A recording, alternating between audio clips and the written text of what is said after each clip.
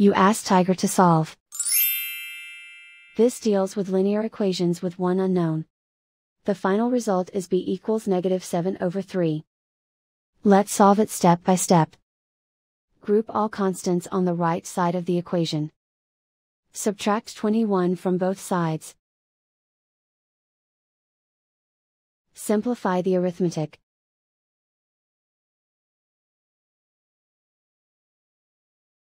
Isolate the b. Divide both sides by 9. Simplify the fraction. Find the greatest common factor of the numerator and denominator. Factor out and cancel the greatest common factor.